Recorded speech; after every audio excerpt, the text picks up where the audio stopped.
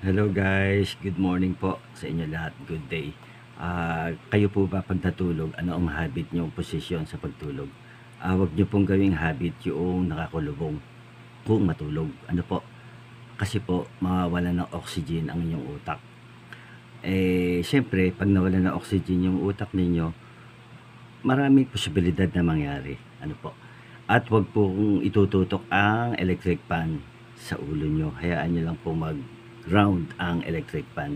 Kasi po, maaaring sumakit ang ulo nyo. O basta any part of our body. Pagka po nakatutok ang ventilador, sasakit ang ating kalamnan ng ating ulo. Pero pinaka magandang habit, yung bang medyo nakatagilid ng konti o kaya nakatihaya. Huwag yung nakadapa. Kasi po, mahihirapang huminga ang ating puso. At huwag na huwag po kayong magkukulubong.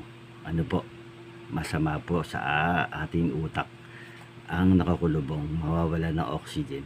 Sige po guys, salamat sa pag-view. Salamat po. Thanks.